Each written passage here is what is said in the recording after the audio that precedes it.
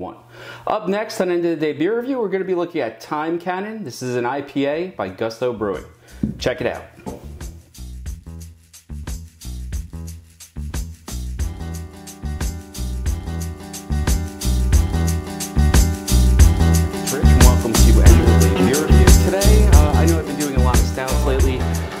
I'm moving over and I'm heading back to the exploratory part of this channel, and we're going to be looking at Time Cannon. This is an IPA. I'm not an IPA guy.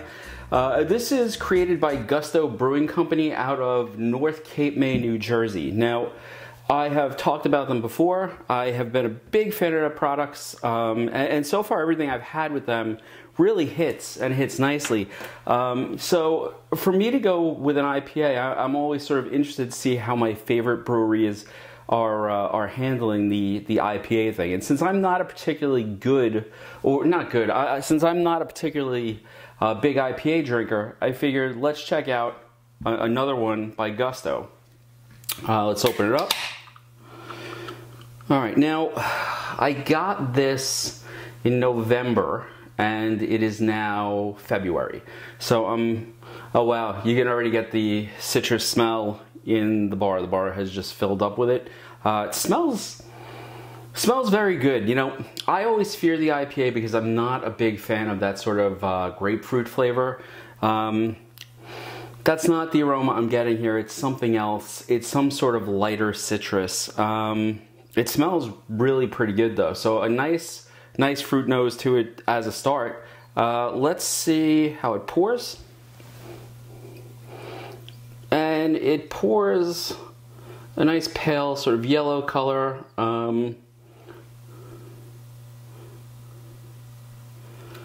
So the head is just pale white. It's sort of a hazy yellow. I don't see any sediment or anything like that, and it really hasn't been in the can that long. I have friends who have told me that an IPA will only last, 6 or 7 weeks, but it's very hard to review all the beers in that amount of time. And I have to tell you, every time I've had something from Gusto, regardless, and I've kept some of their cans for more than a year, it's always aged very well. Okay, so this is 6.3% alcohol by volume. So, somewhere in the mid-range. And let's see the nose.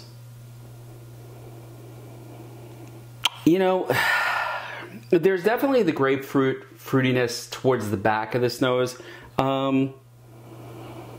There's some different citrus here. It's not grapefruit.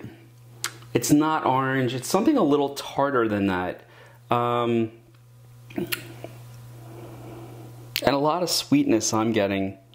I don't know, maybe a clementine or a tangerine. It's a reasonably enjoyable nose here. Very citrus heavy, very fruit heavy. I am getting the grapefruit, which has always been the thing that turns me off to the IPA. But this is more sort of a citrus fruit salad, if you will, as far as the nose goes. All right, let's see the most important thing. Well, before we do, I overpoured this clearly. Not a whole lot of legs on the glass, some lacing.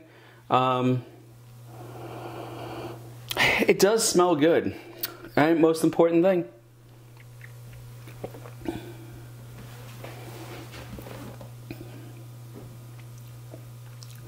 The carbonation doesn't look like much, but there's actually a nice carbonation to it.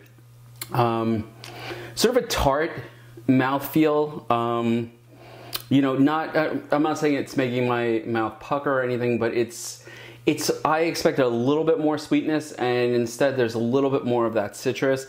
And I think it's really, I want to say it's like a tangerine I'm getting on the front end.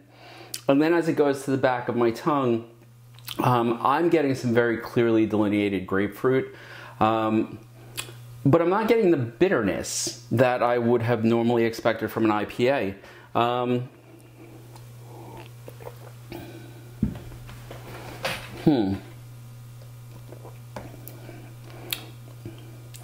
The bitterness is really, this is very enjoyable. This is sort of an upfront, to me, tangerine, nectarine, clementine, some sort of small piece of citrus on the front end of it.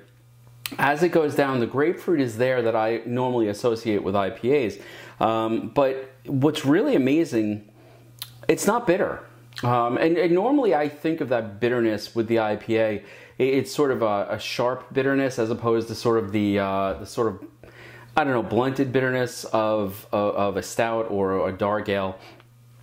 This is actually really nice. You get the grapefruit flavor, you can enjoy it, but it's not overwhelming. It's not biting the back of your tongue. And quite frankly, the carbonation here is really nice. As it goes down, you're getting this really sort of like effervescent burst of citrus. And again, I'm not a big grapefruit fan, but this isn't bitter or sour grapefruit. This is, and it's not really sweet. It's like the grapefruit is sort of muted in the background, and on the top end I'm getting more tangerine, again, small citrus.